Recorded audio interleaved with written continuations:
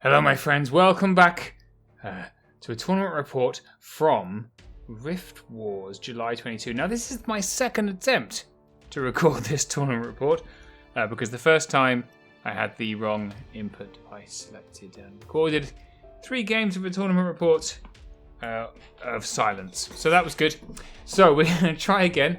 The benefit is I've actually been through these games now and theoretically I should know what happened. But, you know, it is me. So, to distract you from the excitement of the US Masters that have just happened, here is a tournament report from a 10-player, 3-game, 2,300 points tournament in the centre of England. So, I took along my Riftforged Orcs to see how they would play out. And this is what I took. So, this is a slight change from my Northern Kings list. I thought I'd try out some more axe. I thought I'd add some more axe. I took regiments because that's what I have built. And then I have a regiment and a horde of Riftforged Legionnaires. And the horde has the Caterpillar Potion for Pathfinder. 2 troops of Tundra Wolves, a Stormforged Shrine. The Riftforger, who is a little hero with 3 attacks. And he's got Host Shadow Beast 6 that he can cast on himself. Or anyone else in the same combat as him, as well as normal casting. And I gave him the Blade of Slashing, which we can all forget, because I never use it.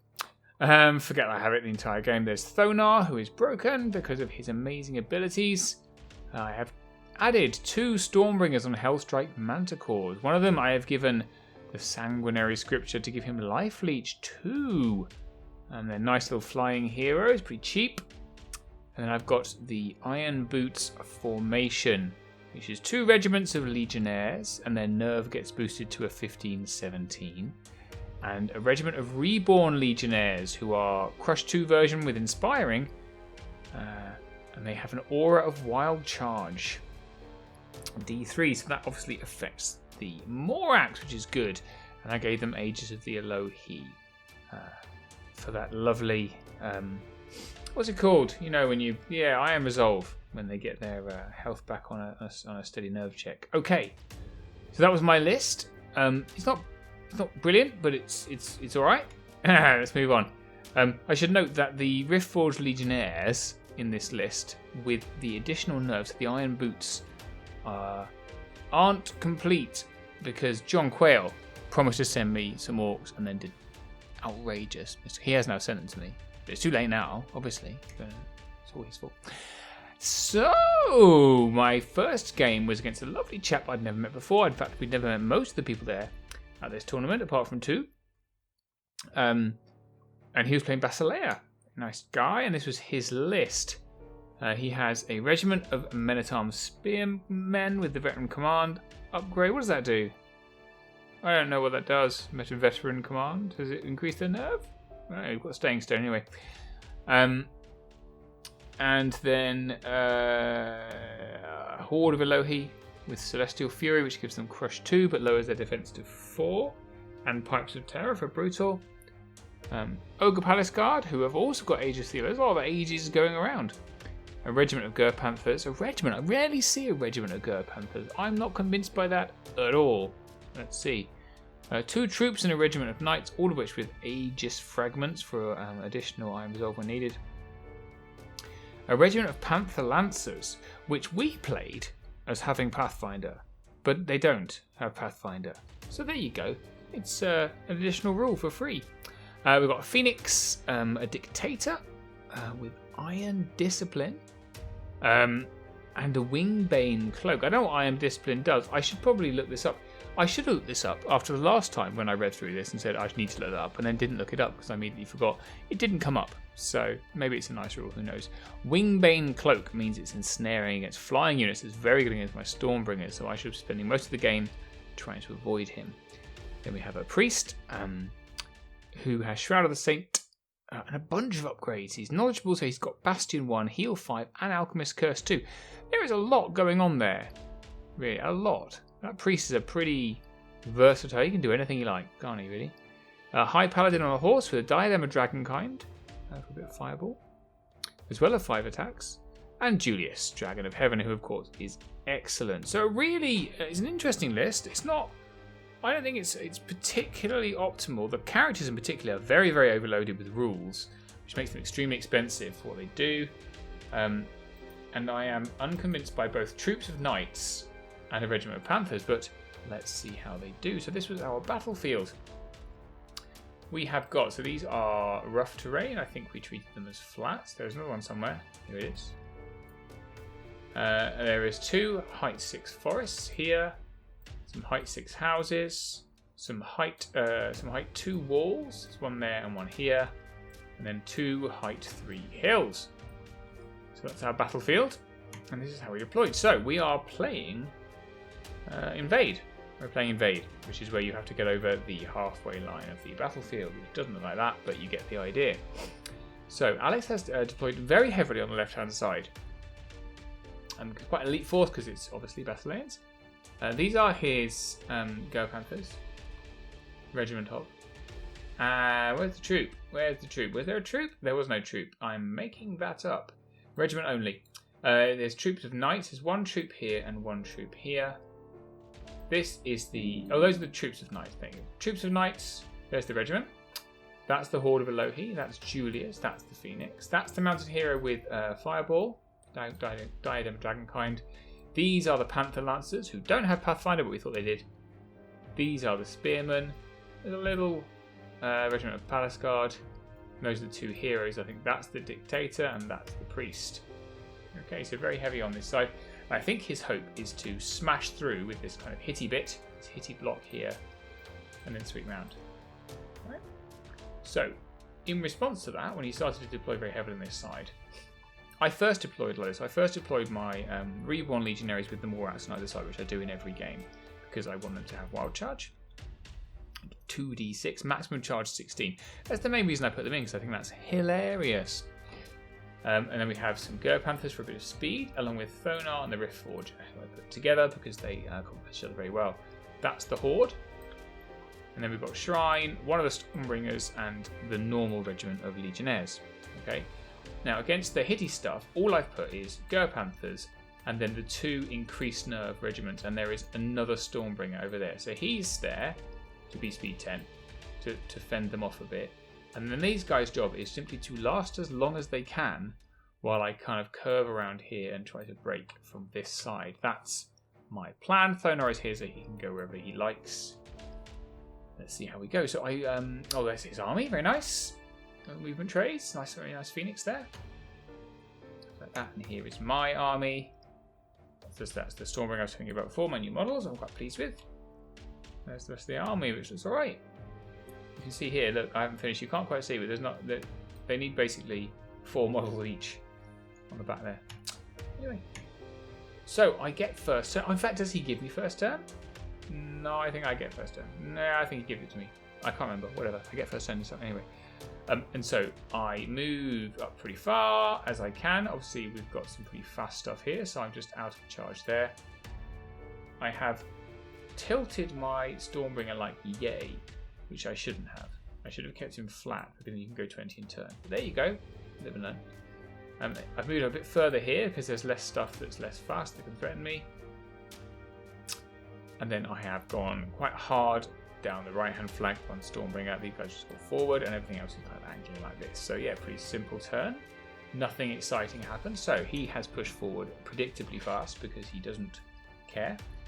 He's put a regiment of the Ger Panthers. Interestingly, his Panthers are dogs, and my wolves are cats. So that's not confusing at all, is it? So he's pushed up with those quite hard, and he's obviously got these stuff behind. He has left me some nice openings here. So he's left me if he'd have turned his Elohi a little more and brought the knights, then he wouldn't have been able to. I wouldn't have been able to come in because it would have been a flank. However, he's left them in the front, so now my Ger Panthers can come and delay his Elohi while I deal with this, which is great for me. I think it's just like that. He has also left a flank open on these ogres for my Stormbringer, which they probably won't die to, but I might take anyway. In fact, let's turn 2. Let's have a look. I do! How exciting! We've not got any shooting. Whatever. He's got Fireball, but that was out of range. So, here's what happens. On the left here, I go Ger Panthers into No. I told you it was confusing. Tundra Wolves into Panthers and both regiments into the Troop of Knights. Right, because we are both hindered, and I really want to make sure. I then put Thonar behind them. I've sent the Tundra Wolves hindered into the Elohi, hoping to do a single wound. And the Riftforger is hiding here. Why is he hiding? Because he doesn't want to be Julius. That's why. Julius would eat him for breakfast, which is what Thonar is also scared of. Now, the Stormbringer, I couldn't get over far enough because I was tilted, like I told you. So I would have ended up here. If I'd have put him straight forwards, I could have gone 20 and turned, and all I would have had to worry about was this little character, which isn't very scary. So there you go, let him learn. So I put him like this to stop Julius coming over the back, basically. And then I went to the flank here, and everything else just kind of started to kind of arc around a little bit because I think I've got time. So yeah, not a great turn of combat. So my Tundra Wolves do 3 wounds to the Panthers, and both regiments only do 7 wounds. I don't manage to break that Knight troop, which is poo. I do 1 damage to the Elohi, but he Iron resolves it off, obviously. And only 4 wounds there, which is probably okay, but I think he might die if they countercharge him. Let's see. That was the one wound that disappeared, so there we go. So then in response, on Alice's turn 2, he has gone in particularly hard, so he's countercharged here, obviously. He's countercharged here because there's nothing else he can do. And then he has gone a regiment. I think the regiment goes onto this one, and then yes, so regiment and Julius onto this regiment of orcs, and the troop just countercharges this regiment. Okay, and then everything else is coming around. So, what he's done is he's decided not to go with the Palace Guard onto the Stormbringer. He's brought the Ogre Palace Guards over here because he sent his Panther people. What are they called? Sisterhood Panther Lancers. Into my Morax in the woods because he thinks they're Pathfinder, or I thought they were Pathfinder, we all thought they were Pathfinder. But this choice, I think, he's put Spearmen into the flank here, but they're hindered. They're hitting on 5s. 5s followed by 5s is not a great shout for them, even in the flank. And if he doesn't kill them, I've got a rear, I've got both characters. That's not going to look very nice, so we'll see how that goes. And then, even worse, the Panther Lancers do 8 points of damage to my Morax regiment and don't want it. So not a great turn. And indeed only 1 point of damage on the Stormbringer from that flank, which is incredibly disappointing dice, so that is not looking great. And then, a trio of poorness, basically. We have 2 wounds here, 2 wounds here, both of which aren't enough. But then Julius and the Regiment of Knights, because they were coming out of the woods, they were hindered. Julius obviously wasn't. 9 wounds, which is a fair amount, but they're 15, 17, and they're inspired. And he doesn't roll the requisite 8. However, the Tundra Wolves do indeed die to Elohi, which you would expect. Turn 3. So, yes, why haven't I taken progress shots? You will find out, so I will tell you now. The last Riftwars they ran into trouble with time, and they ran out of time. So they shortened the clocks to 45 minutes per player, which for 2300, let me tell you, it's not a lot. Even worse, they don't yet, in this particular strange part of the world, don't use individual clocks. It's just a round timer because the players there aren't very used to using individual clocks, and they want to encourage them to enjoy tournaments, so they're just using a round timer. So I can't pause the clock to take pictures. I am in fact taking pictures on a very short clock. So, yes, I did rush through a little bit sometimes. So my Panthers, his Panthers from my Tundra Wolves that way take an additional 4 wounds and are wavered. So that's good, I guess. I'd like to have killed them. So loads and loads of heal happened here. So the Phoenix and the other guy, loads of heal happened to these guys. They went down to 3 wounds from the 7 they were on. So 4 wounds were healed off. And I put them back up to 5. So another 2 wounds. 2 wounds is not great, is it? That's pretty poor. So that's disappointing.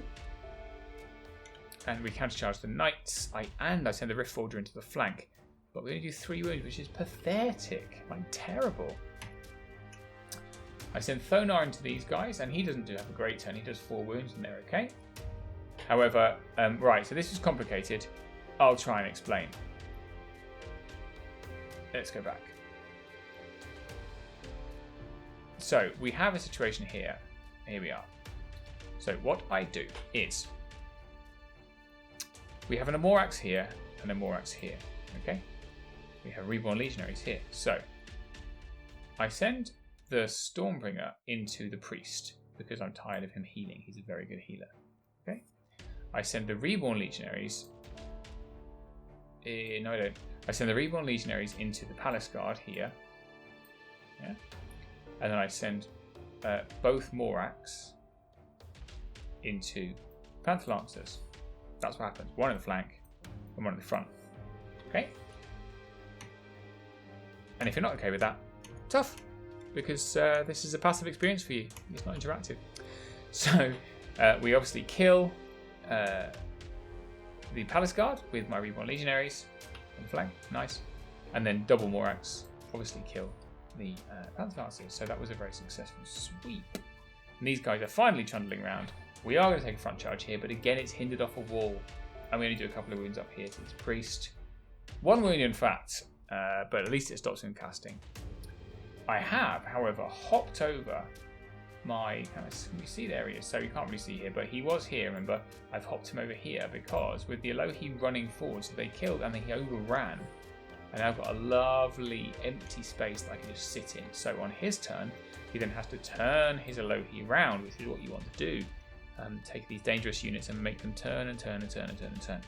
However, because I have shifted my Legionaries along to countercharge these knights, it means that Julius has a nice flank on these Legionaries, so they are going to cark it. But don't forget, their job is to die and to take as long as possible to do it. So turn 3 is fine by me. Countercharge here. These guys are wavered. And then we have a double character, so the Dictator and the guy on the horse come into this flying on to unstop him, while the Priest hops out of the way. And then these guys come off the hedge into the Reborn Legionaries. Not expecting a lot there. Well, that's some healing going on. So they just, they're both down to 2 wounds, which is incredibly irritating. However, yes, of course, this regiment dies because look, tons of wounds. Julius does his job. And this regiment dies as well. So he has finally cleared out these Legionaries, which is what he wants to do. Only 1 wound of the Thonar. So he's feeling good. And 4 wounds for the 2 characters into my Stormbringer. He's also okay, but he is pinned in place now. So for turn 4. For turn 4 for me, I start to close the trap, I guess. So this is how it looks at the beginning. And this is where we go to. So we have double Morax here, you see. We have lots going on over here. So Thonar goes into the Phoenix to stop it healing because that's annoying. And then so these Morax come up here. That's right. So these then Morax come to here like that, which allows these Morax to turn and come down here and end up here, and then with the Riftforged as well. Okay, like that. See, it worked very neatly. This horde have done bugger all the entire game. However, because these poor chaps here were stuck against my Legionaries, I don't think they did any wounds. I withdrew the Legionaries and sidestepped them this way, which allowed a flank from these Legionaries into their flank, so that's looking nice. And then I countercharged the Dictator because, oh, this guy, did he have the Wingbane Cloak? Did we forget the Wingbane Cloak? We totally did. That's funny. It's not funny, it's sad, I'm sorry. And what did I do with this guy? So then this Stormbringer, I just kind of hopped him over here because try and make them spin again. How annoying. And my Tundra Wolves killed, finally, the Gur Panthers after like 3 turns. Ridiculous, and turned as a sacrificial lamb because they are going to die. Yep, and we killed that troop of knights. The Phoenix took a wound. Oh, no, the Phoenix didn't take a wound. The Phoenix took more than what? 5 wounds, 4 wounds. It's okay. And then we cleared out this regiment of knights here with my flank charge. Even hindered because, it's 40 attacks.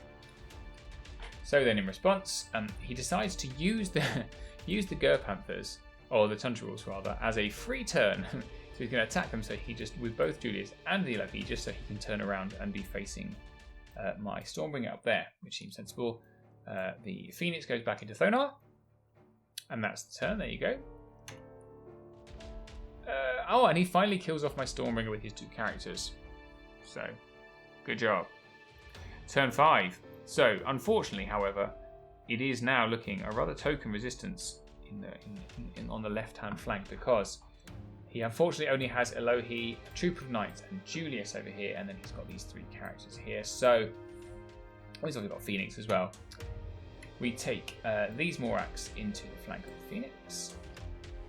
We take... Right, it gets complicated again. There's just a lot going on. We double charge, so we send Reborn Legionaries in the flank and these Legionaries in the front of this poor bloody priest. Whereas these Morax charge the Dictator. And the Stormbringer just comes in the front of the Elohi to hold them off.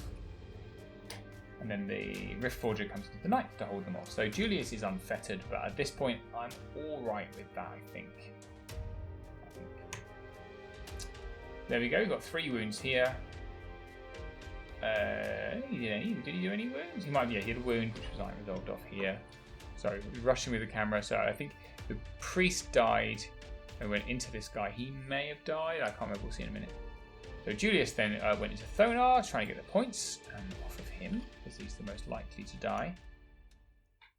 There you go. I didn't kill the Dictator. We overran and hit him and didn't kill him. And there were some counter charges that went on which weren't terribly successful. And this Troop of Knights didn't manage to kill the Riftforger, because obviously he'd done some wounds. They didn't have any Thunderous Charge, and he's defense 5. However, the Stormbringer did die to Elohi. And Thonar took lots of wounds from Julius, and he's wavered. Ooh. 7 wounds there from the Morax, so that's from the character, which is pretty nice. They're already on 5 though, so it's only 2 wounds, but they're okay. And that's the end of the game, because it only being a 45 being the clock, we timed out at that point. However, it was a very conclusive look at the tabletop. There we go. So everything apart from the Phoenix did die. Sorry, I forgot to mention that. The Phoenix died. Everything else on the board was still alive, apart from that little priest. And so I pretty conclusively had most of my stuff over the halfway line. So yeah, a pretty good victory for the first game. Very enjoyable one. Let's move on to game 2. So here we are in game 2. And we are facing a familiar name. Yes, even in this tiny tournament, middle of nowhere, I have run across Chris, who plays Trident Realm with Nightstalker allies. Now, those of you who are familiar with the UK scene, or perhaps have watched my videos of UK Masters last year, may recall my first game from UK Masters, which I lost to Chris Walsh. The preeminent best hobbyist, artist, painter, incredible man in the world. I'm going to say it. He really is that good. And also the man that I copied my painting style from. Excuse me. So, that's fun. I like Chris very much, so I'm always happy to play him, although he does beat me. So, this is his list, which he has not changed since Masters. Pretty much the same. It's updated for 3rd. He has got a Horde of Naiad Ensnarers with the Chalice of Wrath, 2 Hordes of Gigas, double Tidal Swarm Regiments, double Nuka, double Kraken, a Naiad Envoy with Bastion, Ector, the special character, defense 6, Wind Blast, and then he's Nightstalker allies. So a Horde of Fiends and a Void Lurker. So a very nice Monster Mash army, lots of very durable stuff in it. Doesn't hit over much apart from the Gigas, I want to say. However, the Krakens do now have Rampage, which is unpleasant and violent. So, this is our battlefield. It's blazing hot on the day that we played, by the way. Really, really hot for the UK. I mean, it was, it was in the 30s centigrade, nearly 100 Fahrenheit, fake temperature. So, this is the battlefield. I'm not going to tell you this. This was really, really sunny where we were standing. It was quite hot. So double hills there, those both height 3. We've got a flat piece of difficult and a flat piece of difficult. Height 2 walls, a height 6 house and a height 6 house, and double height 6 forest. So these are all giant dwarf maps, epic dwarf maps, which you may recognise. So Decent terrain though, so this is how we set up. So I am familiar with Chris's army. He's not played mine before. This time we are playing loot with 2 tokens, right? So that's where there is a token in the center and you each have 2 tokens you have to get across the half. If you have them, each token is worth 1 point. If it's in your opponent's half, it's worth 2. So Chris has deployed very heavily on the right here. The token, of course, will be right here. So he has got, these are his fiends. Now, one of the problems with playing Chris Walsh is you never know what anything is. He's modelled everything so incredibly. However, I have played his army before, so I do know. These are his fiends. These are the double giggers. Okay? They've got beautifully hand-painted banners. They really are exquisite. Exquisite. This is Ector. This is one of the tidal swarms, and this is the other tidal swarm. We've got double Knucker. No, sorry. Double Kraken. With the ensnarers behind them, obviously where the tokens are going. Over here, this is the Void Lurker, and these are the Knuckers. Okay? So, the way I normally play loot is that I will put 2 tokens down on my side. I am determined to get across, and I fight for the middle one, and I ignore their tokens. So that is how I have played it this time as well. So, we have got both of the heroes. I think the other one is down there. These Stormbringers on Hellstrike Manticores. There is a normal regiment of Legionnaires. That is some speed 9. Tundra Wolves ready to come across because these are also speed 9. Void Lurkers speed 10. These guys are speed 10. Good. This is one of the Iron Boots regiments. The other Iron Boots regiment is over here, right? So, the reason I've done this is Thonar. This is the Riftforger. These guys coming around and flanking me is bad. And I have a very bad history of letting Knuckers slip down the edge. I am not letting that happen. I am determined. So I have got all my speed here ready to outspeed, apart from one little troop of Tundra Wolves over here. Then, this is a distraction.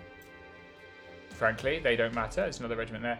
And I've got the Shrine here, and then I've got my standard Morax and Reborn guys to be my speedy center. I'm going to put my tokens on these guys. I'm going to try and claim this and push through here with my tokens. All right, that's the strategy. The worst part of Chris's army is the double Kraken. They are unbelievably hard to kill because of the ensnare. Okay. So here's some little glimpse. Oh, a blurry picture. What a shame of his very, very, very, very pretty army. There's the Fiends. There's the little Tidal Swarm. And there's the rest of them. Just exquisite. And what was interesting really for me was because obviously I've aped Chris's style. Actually, you outright asked him, Chris, how do you paint? And then I copied him. So the armies, in terms of style, look quite similar. However, he has the delicacy with which he paints is breathtaking compared to mine. So mine, we look relatively similar, but I am a lot less exact because I just slap the old paint on. So, Chris's tokens went on his ensnarers at the back there.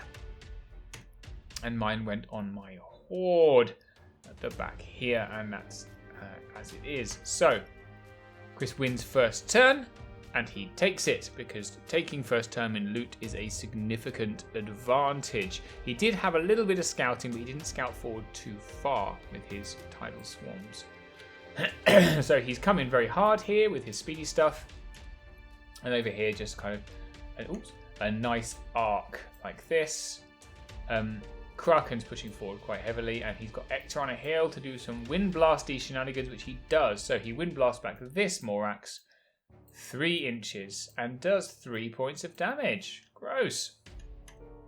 Because his wind blast is damaging. So in response, I do this. So this guy's actually straight, not crooked. I have put my Tundra Wolves here with both of the Stormbringers behind them so they can't be charged.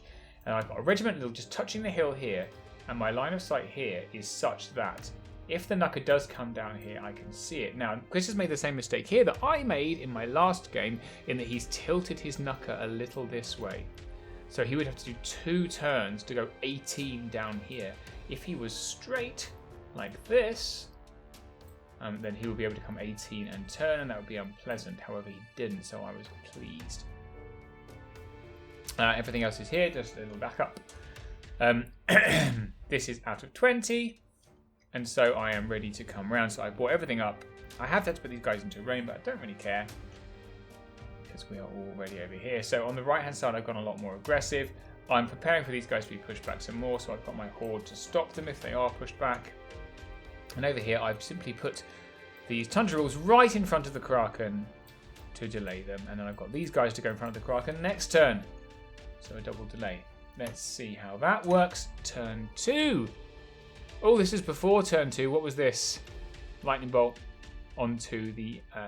Lightning Bolt onto the Envoy. That's an Envoy. Believe it or not. Millions wouldn't, but I do. So, Chris is cautious here because he's realised that actually he's a little bit outpowered, even with his ensnare. So he's brought his Tidal Swarm over and he's just backed the Double Knockers and the Void Lurker up a little bit to kind of draw me backwards. That's a very good tactic because what he can do, if he draws me too far, I'm then stuck behind this house and he can kind of go this way. He's taken the charge with the Double Knockers and he's brought everything else round. This is outside of 10, so I can't flank him. No, I really want to. So nothing really terribly exciting happening there. And then, as predicted, he continues to Wind Blast me with another 3 points of damage. These Morax are very unhappy. And of course, the Tundra Rules die, and the Kraken redeploy like so. So on my turn, I now have to do something. So really what I want to do is to hold off all of them so I can bring up my kind of meteor unit. So I roll a good wild charge on my damaged Morax. I send them into one of the Gigas, and I send in the regimentals here, not to block off the Knuckers, but instead to come into the Gigas here. Because the Kraken still have to come round, right? So hoping for some damage there. I have, however, made a pretty critical mistake at this point. Which, as you can see, I've picked up the token with the Morax. I should not have done that. I should have left it where it was, which was about where it is now. I should have left it where it was so that he would have to overrun his Gigas to pick it up, because that then would allow me to come in. As it is, he will almost certainly kill these guys with the damage they've got on the countercharge, and then the token will be far back, away from my units, which puts me at a disadvantage. So just a little note. Have a think about the next turn, what happens to the token. And I continue to push in on the left. I've brought Thonar up halfway, so he can go this way and he can go this way. That's deliberate. However, I am still pushing quite hard. This isn't a massive points investment. I think this is more of a points investment. You add the regiments in, obviously it's much, much, much more. And really my tokens aren't here. I did consider for a moment putting the tokens on these guys instead. Would have been a super idea. There you go. Token placement. It's important. 6 damage onto the Gigas, which is pretty good for the Morax. But no wave or anything. This is my regiment coming into the front of these Gigas. So we are, I don't know if we're Bane Chanted or not. I think we are. But let's assume we are Bane Chanted, just to make it funnier. But it was 12 attacks on 3s and 4s. And I did 5 hits off my 12 attacks, which is very under. Well, it's a little bit under, isn't it? And then all of them missed. It failed to damage. Which is just rubbish. There you go. Turn 3. So, as I mentioned, Chris has decided to book it off. So, I mean, he could have teased me in for 1 turn more, but I think he was running out of board space. So instead, he decided to go off, just kind of turn and leg it, which is pretty good. There is a little line of sight through the woods here, so he's made sure Thonar can't see any of his knuckers. But he has left me a flank on the Tidal Swarm, which perhaps wasn't the most sensible thing. And then he Wind Blasts Thonar away, which is a good idea because it keeps Thonar away. However, by moving him, he's given me a line of sight on his knuckers. Kind of there-ish. We lasered it. So that was an unforeseen consequence. That's Bastion onto that unit. Oh, I had Bastion and obviously a flank. As well as the counter charges while these guys are kind of swanning off with their little tokens. And predictably the unit dies, and now he has the token, as I've mentioned, which is not the best. And that unit dies as well. So that's 2 pretty expensive units now out of the way. So not really going my way, but you know, this is how we're looking. So I've still got a lot of meat left in my army. However, I've got a problem is that I need this. I need this very badly. Otherwise I lose. This guy's need to not die also. So in response, the Tundra Wolves take out or head to take out the Tidal Swarm. Thonar zips through the gap, hindered but still, into this unit here. And I've got my Riftforger to do a sneaky Host Shadow Beast on him. Both of my Storm Callers come over. This is the line of sight you can see, but they're here. So this guy is within range but out of charge. This guy is out of range. This guy is out of range. So, and then everyone else is coming around, and we send the Reborn Legionaries into Ector, and the other Morax into this damaged unit to try and whip this token back again and to reclaim that advantage. I am committing quite heavily, but I've got these guys coming across. I've still got a horde. I've used my shrine, whatever it's called, Storm Forged Shrine, to protect the flank of these guys. So I couldn't get them in a place. Krakens charge hellishly far with their wild charge, so they can't get in the flank there. So I'm just kind of sacrificing my shrine because it's pretty durable. Thonar with 2 extra attacks does 5 points of damage, but rolls a spectacular waver. So that was very lucky.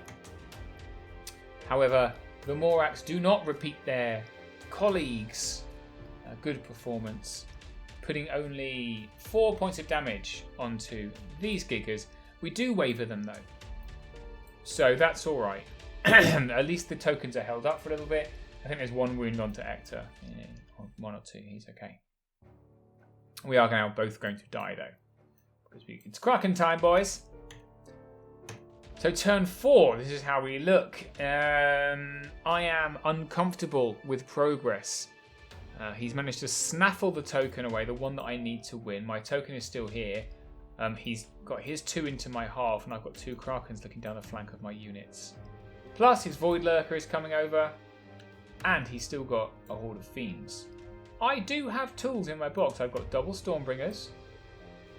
I've pretty much hammered down these Knuckers, so they're not as much of a threat. And I've got 2 regiments. These guys are very Johnny-come-lately. These guys are about to get in, and these guys are about to get in. So it's not great. So this is what happens. So the Ector continues, multi-charges rather, the Reborn Legionaries with the Fiends. Okay? But not before the Void Lurker comes and flanks these guys to get him into the middle of the combat, with the Gigas flanking around here as well, and then double Kraken onto the Shrine. Okay, so a bit of a smush in the middle. What's that? It's just a slightly better angle without a ruler over it. So this is wavered, so he simply turns around, and this guy turns around because he can't quite get far enough away because of where Thonar is to get out of the charge range of these cats, so he's going to have to face them off. Like I say, these guys lock down pretty good. Yeah, they're wandering off. This Tidal Swarm is popping around the side as well, which is irritating.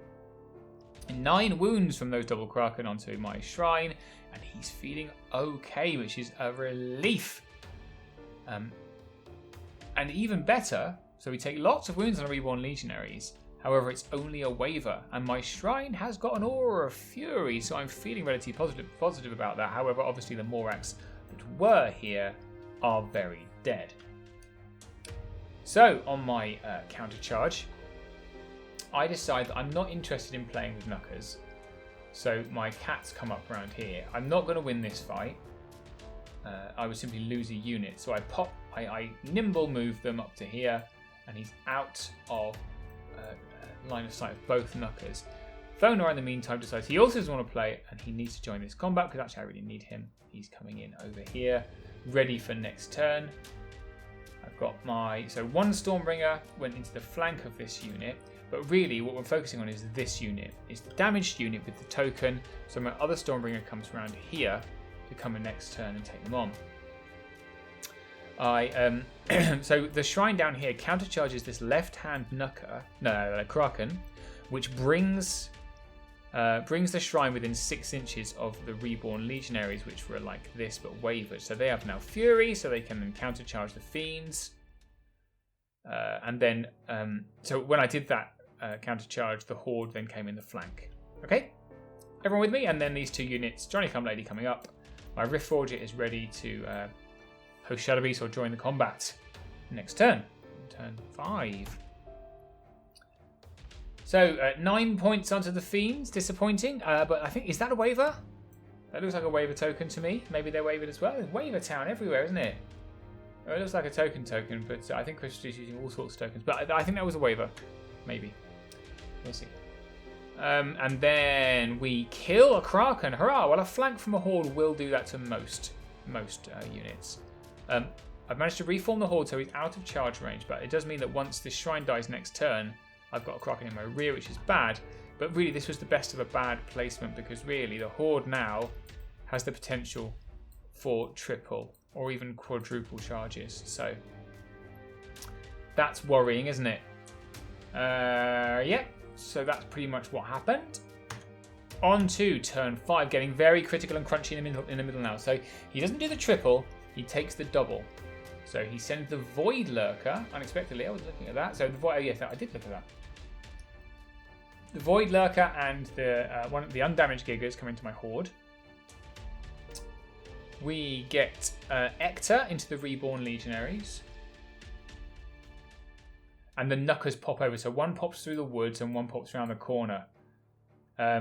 Very threateningly, but because of the angles and the way he could turn, I think they're not going to get until possibly turn 6, if at all, because look at that. That's his line of sight. If I just simply move forward, I'll be out, and this one is also well out. So I have managed to neutralize Knuckers for the first time ever in my Kings of War career.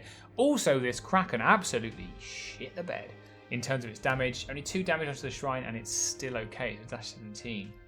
So Ector pushes this Horde, Regiment of Reborn Legionaries. It puts a couple of points of damage onto them, and they're still all right. He doesn't roll the requisite 6 to kill them, which is good. In fact, it must have been a 4 or a 3. We've not even wavered. The Horde, however, takes 11 points of damage and is wavered. Which is very annoying. However, the Shrine is still alive, so I've still got Fury Aura going on, which is fabo. And then this Horde is obviously trying to get away. It's moved and it's turned around to face because it's seen the Stormbringer coming in. Okay, so that's good. They're pretty heavily damaged. We're all crazy. So at this point, obviously, time is running incredibly short because we're still on a 45-minute clock for these very complex, large games. So, there's not, annoyingly, these 2 regiments, not a lot for them to attack because everything's over here. I couldn't get one in here, which is really irritating because this Void Lurker needs to die. So instead, I have to send the Riftforger in on his own. Do I send Thonar in as well? I think maybe Thonar goes in the back. Yes, Thonar goes in the back of the Void Lurker and the Riftforger goes in the flank. These 2 regiments, all they can do is simply move out of line of sight. Oh no, this one is in line of sight, but it's a flank. So it can't charge because there's not enough room. Right? And this one is out of line of sight. So that's all I could do with them, which is really annoying. The Horde countercharges the Gigas. The Shrine is just kind of baffing away at this regenerating nightmare.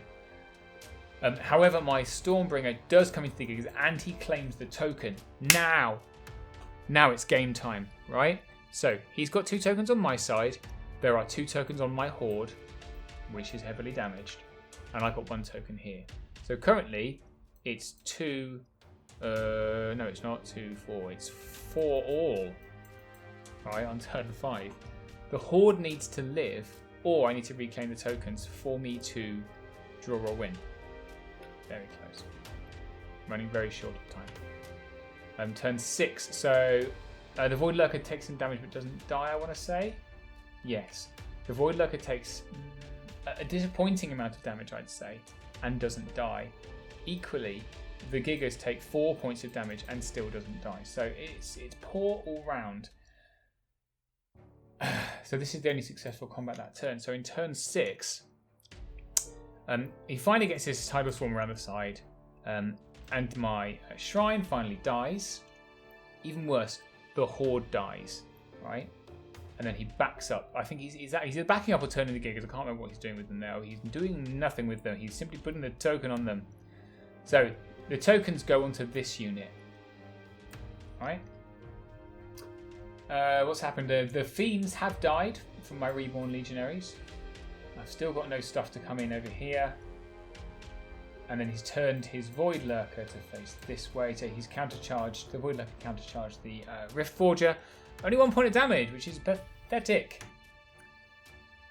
That's how it looks at the back. Oh, so this is turn 6. So, Ector. That's right. Ector has killed my Reborn Legionaries, which at least has opened up the path for my regiments for my turn 6. All right, the Knockers have come around, but they can't do anything. I have got these guys here for turn 7, just in case.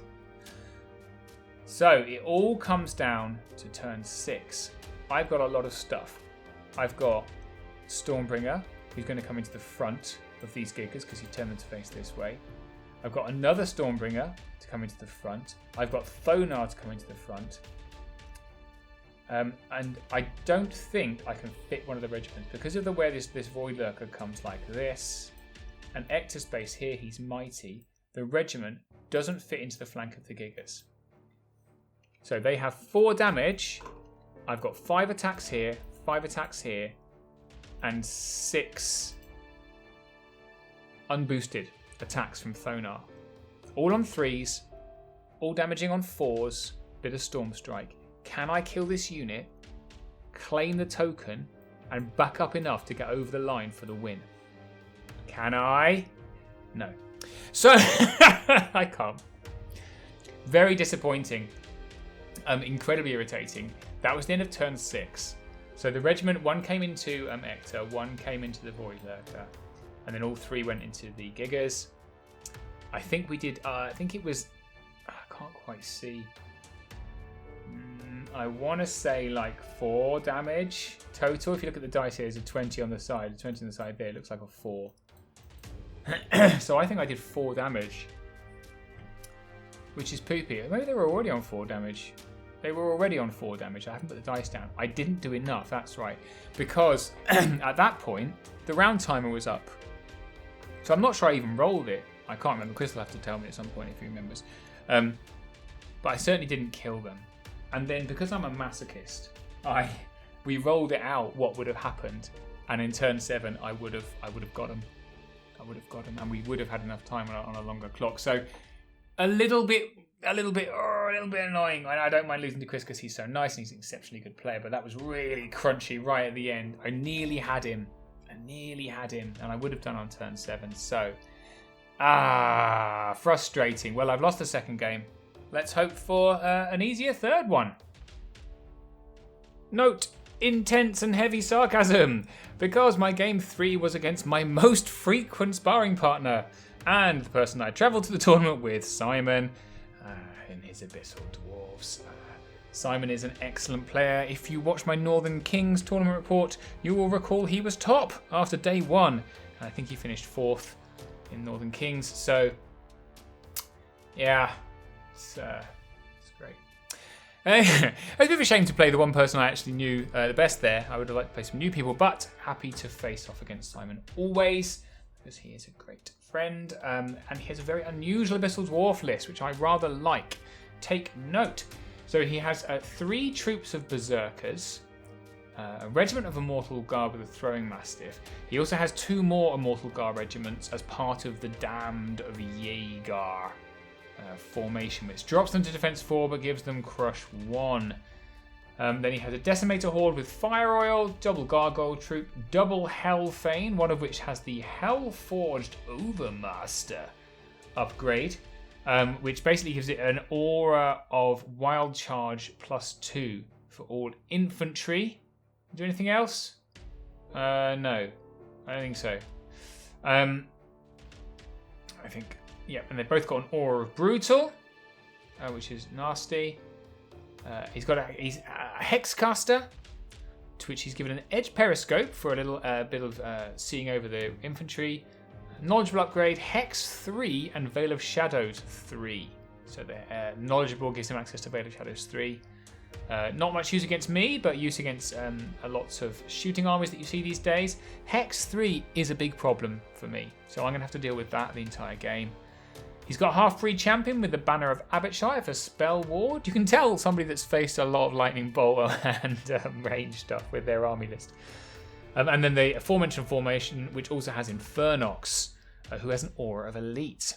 So you you can see this army works on its auras. It needs a lot of practice to get it right, but Simon annoyingly has had a lot of practice.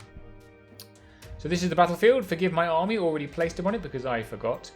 And it's another epic dwarf map. We've got double forests at height 6, double house height 6, double flats. This is flat-ish. Double hills over here and a couple of walls, which look very pretty for a snow map, but let me tell you, are a pain in the ass to play on. And we are playing Dominate. So Dominate, 12-inch around the centre-ish, like that. It's going to be crunchy. Going to be crunchy in the middle, basically. So Simon has deployed. He's bookended his armies with his 2 Hellfanes. He has got another Abyssal Dwarf, a Berserker unit here. The other 2 are here behind his 3 regiments. I think the defense 5 one's in the middle. Double Gargoyles at the back. That is the, whatever they're called, the shooty guys. What are they called? Decimators. And that is the Berserk, sorry, what's it called? Half-breed Champion. That's Infernox with his aura. So you can see everyone's covered by a nice aura. Aura. So that's tough. So I've bookended my armies with my flying guys because he's quite compact in the middle. So I would like to get my Stormbringers on Telford, wherever they are, around the edges because that's where I'm most dangerous. I do have to face off against gargoyles, but I'm not particularly worried about gargoyles. Simon's army is quite shooty. It doesn't look shooty, but it is. And it's largely, these guys are very accurate shooting and these guys are very nasty shooting. So I can't stay at a distance for too long or he will just pick me off. And then really, it's just I've just gone for a giant block of infantry. I'm slightly longer than he is, which is a benefit. So I can wrap around with some of these speed here, and these guys can come up and around. I've got my normal formation here. So I need this Inspiring Unit to survive, so I'm happy to plonk it in the terrain and take the token while he shoots me, along with my Shrine. The Shrine, which here isn't actually, it looks like it's facing the wrong way. It's not, it's because it wouldn't fit. But I've hidden it behind the woods because his Hexcaster is behind the house. So I've hidden my Shrine behind the woods and everything else in a line. We've got Thonar and the Riftforger here. The Riftforger, of course, is another target for Hex. But that's pretty much it. So I'm going to try and get Thonar as quickly as possible into the Decimators. I'm going to try and outgrind this lot, which is a hell of an ask, and try and flank around with the Flyers. So let's go. That's Simon's lovely army. And here's my army from a top-down view. I couldn't be able to go around the other side of the table. And there he is in the corner. Good. Yeah. So Simon gives me first turn in this game, which I willingly accept. I think he's just thinking, you know, he's very durable. He's happy to move what he can into the circle on the last round. One of those ones where you can do that like control. And I've done exactly what I said I would do. So Thonar's come pretty far forward. And my Shrine is still hiding. Everyone else is coming round and around. Okay. Simon's army is not fast. It has got Wild Charge too. It's faster than you think it might be, but it's still not fast. So he just pushes forwards slightly. Enough to care about. He's kept the Decimators back because they've only got a 12-inch shooting range, so he's expecting me to come to him, which is fair. And then he does one shot or one hit on point damage from the Hellfane onto my Stormbringer. He hexes my Riftforger, which is mean, and 2 points of damage from the other Hellfane onto this one. And then he double 6 wavers it, the git. So double 6 waver in the first turn for my Stormbringer is irritating beyond belief, but you know, just got to deal with it, haven't you? On to turn 2. So we push forward even harder. So I just back up this guy because these Hellfanes are faster than you think. I think they charge up to 15, so he's just outside of that charge range. And we push forward with everything else. Because I'm worried about being charged by multiple things here. I mean, these guys' nose isn't on the hill, so they can't see over it. So only the Hellfane can see. So I've simply put my Tundra Balls here to protect against a Gargoyle charge onto this regiment, which will hold it off.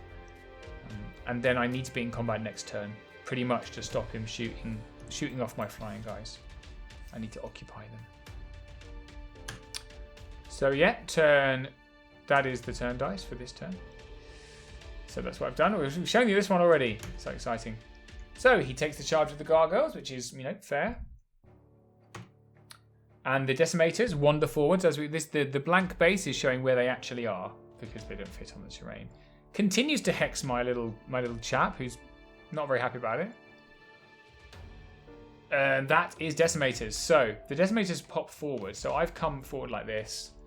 And the decimators see their chance. So they come forward. This is 12 inches. This is the unit they can reach. And the best one for them to shoot because they're defense 4. And that's the kind of damage a horde of decimators can do. That's 13 points of damage. Wow. Pretty good rolling. I think you will agree. Another point of damage on him, but he's okay this turn. That is all the throwing. Okay. Yeah, okay. And then, right, so I forgot a cardinal rule of playing against dwarves because I forgot that even Abyssal dwarves have throwing mastiffs. I've put a unit within reach of all 3 regiments, which means all 3 throwing mastiffs onto a single target. Bad. 7 points of damage, survivable. So I'll, nasty, but I'll take it. And of course that regiment dies because 13 points of damage and when you're a dash 15 is a lot. So I'm 1 unit down and we're on to turn 3. So at this point, this cannot stand. So I go in like crazy. So the guy that was over here, this guy in fact, this guy down here, sees a flank, takes a flank, and he's out of charge. If you can see. We go in the front with Tundra Wolves and with Thonar as well. I'm kind of hopeful I can get him off in a turn. I don't think it's going to happen. And then I engage very heavily here. So I send both damage units. I'm like, you know what? We just need to go in now. Forget it. So both units go in. We've got 1 on this regiment and the Morax on this regiment here. My Riftforger has come around because he's tired of being hex casted. He wants to start getting into play. I think maybe he hosts Shadow Beast there. I can't. No, he didn't because he's hexed. Why would I do that? So we've come up very heavily. What I do manage to get off is a nice chain of Bane Chants across here, which works very well. I've sent both the Tundra Wolves and my regiment in here, this guy around the side. Reason being, I want to, obviously we'll kill the gargoyles, we hope. And then I can overrun these Tundra Wolves as far as possible. I'm hoping for a big overrun so they sit here, irritatingly in front of everything so that this regiment is safe. Let's see how that goes. So, we do 12 points of damage onto the decimators, but not enough for even a waiver on my nerve roll. So, I think that's probably about right. For the damage. Thonar didn't explode the way he sometimes does. It's irritating. We do kill the gargoyles. Thank goodness for that. No double 1 there. But then the overrun is only an inch, which is poo. So not quite as far as I'd hoped. So I have to do some shenanigans with how I turn this unit. So basically it's in the front for the whoops. The Hellfane is completely in the front just, but it can't get in. So it can only charge this unit. This unit obviously is outside of line of sight. Best I can do there. And over here we do 5 points of damage from my Reborn Legionaries. They were hindered after all, which is okay on defense 4. And 10 points of damage from the Morax. Check them out. They're very cross about their brethren being shot off. 10 points of damage. I'm like that. Yes, going to get a unit off. Double 1. There it is. Okay then. That's not fun. And then they regen it all back again. I mean, look at that. 2 points here, 6 points regen off this unit. What? Why? Okay, so then coming through, this is what we do. So the Hellfane comes into this regiment. So in order to get my charges off back here, right, to get this charge off with the Tundra Wolves into the Decimators, this unit had to sidestep. And hands up, I didn't measure. I just sidestepped them enough to get the Tundra Wolves in, which meant they stepped into range of the Hellfane, who took the opportunity. So he's actually charged them, but his nose doesn't fit. Okay, then he's turned his Berserkers to face because they couldn't see. And he's countercharged. I believe he countercharges the Tundra Wolves. However, he then goes, oh, hang on a second. Steps the Berserkers back a little bit further and realises he gets a lovely flank here with the Gargoyles. I was looking at it going, there's no way he's missed that. There's no way he's missed this very, very obvious flank.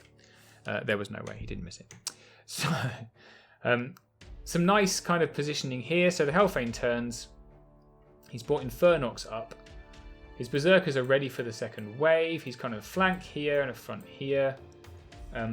But by moving, essentially the half-breed hero sees a nice path through here to take on these Tundra Wolves, so he doesn't have to send in a regiment. That's cool. And the Hex Machine gets working again, so this time he's hexed my shrine. Really painful. These Masterwork Pistols doing their masterly work. Another point of damage here. We're still okay, but feeling a bit ropey. So Tundra Wolves die, unsurprisingly. As do the Morax, also unsurprisingly. And we turn to reform like this. So I think I will get a charge here if I want it. I'll have to see. But he has protected the flank of these damaged guys. Assuming they regen everything off again. Even worse, though, the countercharge here completely destroys my Reborn Legionary. So the centre has now been ripped out of my army. The Riftforger is feeling a little bit nervous all by himself. And the countercharge here kills the other Tundra Wolves, so now the Decimators are free. No points of damage, however, from the Gargoyles. 0, not even a smidgen. So this hero is free to fly, which is good. He overruns very heavily with this unit on the left, as you can see. Yeah, and he's we're good to go into... Oh, and there's a wave. All right, so yeah, this is pretty disastrous. So on the left side, the Hellfane does 5 points of damage to this unit, which is a 14-16. And then he rolls, I think, a 10. So they're wavered. So, poo. Not great. Turn 4. So, things aren't looking that good, but I've got a chance. So, my flying hero here comes into the flank over here. Because he can, because he's still flying. So that should do some work. And then we send the other one, and Thonar from here does a nice turn all the way around. Or sideways, rather. And we come into Infernox. Alright? Infernox is causing me problems because he's got that lovely aura, which is just causing me so much pain. So he needs to die! So hopefully that'll take some stuff out, and then we double charge with the regiment and the horde into this regiment. Okay? So that should hopefully destroy quite a lot of unit strength. These guys just back up because we can't do anything else. And we leave the Decimators. That is unfortunate because it means they're going to come around and shoot me next turn. So I have to hope for a round of bad dice to counter the good dice. And then on the right, we have to go into the hero. I'm hoping to kill the hero and over onto this unit and then kill the unit. It's very hopeful. I mean, what choice do I have? Because of where I positioned my horde with this double charge, which I really needed, I can't get my unit in here. Attacking that is suicide. So we go for it. And then I cast. So I Bane Chant. I go for a Bane Chant onto this unit because I need to kill him. I get the Bane Chant and I take the damage. Just take it. Don't care. Alright, so we kill this one regiment. Great. Good job. Even better, we kill Infernox. Brilliant job. So now the aura and his inspiring is gone. And I overrun into this unit. We also kill the Abyssal Dwarf hero. And we overrun into this unit. And then we do 2 points of damage. So that's bad because now it's flank town. So stuff happens. This is how we look. So then his response. So he decides to finish off this unit with the Hellfane here. He brings his Decimators round to shoot this unit, as predicted. And Berserkers in here. These Berserkers, what do? They just walk around. I think they weren't lined there. They couldn't see anything, look. So they just turn around. Countercharge here, flank here. All right. Let's see how it goes. More Hex. More bloody Hex. And a rubbish turn of shooting. Thank you. Exactly what I needed. So Decimators unleash hell and do 4 points of damage. So there you go. Defense 5 for the win. However, this regiment does die, so now I've got a Hellfane in the flank. We don't want that. Can't do anything about it though. What's that? That is 3 points of damage here from this regiment, which is also bad, but survivable, and 4 points of damage there, which is not great. So very survivable. So turn 5. So I've had a very good turn. I have survived a lot. That's positive. So now I have a chance. This horde just needs to live, right? And then I win. So we go in here with the Riftforged and the regiment to finish off the decimators, because that's a lot of unit strength. Got to die. Back in here, and we go in here. So we hop, we turn, and come in here. Because I've got a lovely flank here, because he didn't kill my unit, so I don't need the Stormbringer anymore. To flank here, and Thonar takes on this regiment on his own because he's a boss. So, a moderately successful turn, I would say. Moderately. Not great. Not perfect.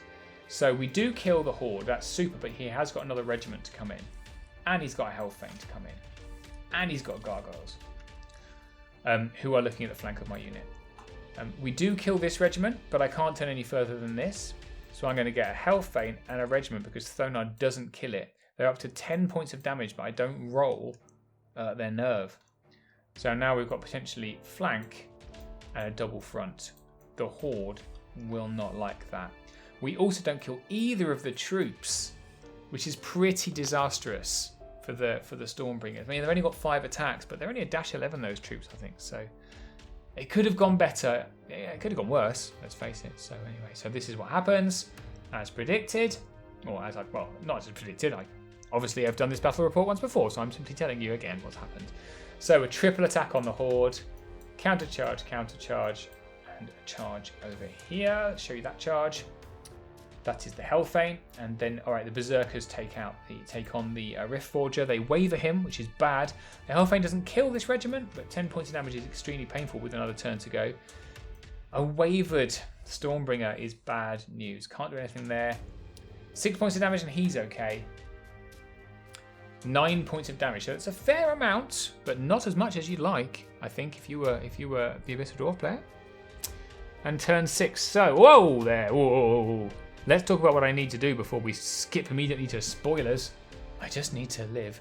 So, I need to kill these guys. And I need both Abyssal Berserker troops to die. And I need to do something spectacular on the left. If this horde survives, I win. However, as you've just seen by me skipping forward too quickly, it doesn't. Because we weren't running low on time. Amazingly, because Elliot, who was running the tournament, very kindly extended the time for the last game because everyone was complaining. More specifically, I was complaining. So we had 60 minutes. But everyone else finished really quickly. So there's a big crowd around our table. So taking photographs kind of slipped my mind for the last turn. Apologies. So we countercharged here. We didn't kill it. He was wavered. Didn't do anything. This Stormbringer did kill this troop. Obviously the wavered one didn't. And then Thonar killed the gargoyles. And the horde killed the regiment. Right? Which is super. Unfortunately, the second charge from the Hellfang on its own killed the horde. This Stormbringer died from these guys. This regiment died from these guys. And that left me with no unit strength in the centre of the board because my horde was here. Right, with 4 unit strength. Unfortunately, his Hellfang he rolled enough. He was already on 9 damage. There are 21, 23. It's not infeasible, especially with Rampage.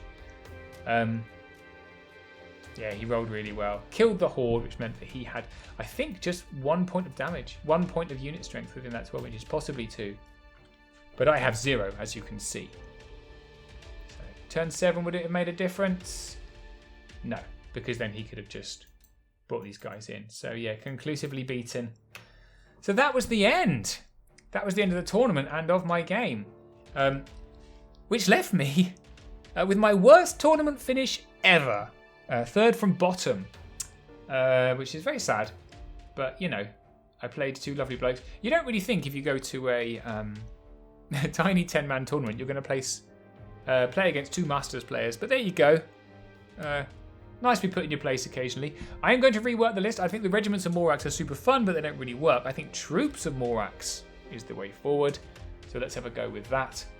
I hope you enjoyed it. Please feel free to mock me relentlessly in the comments. And I will see you next time.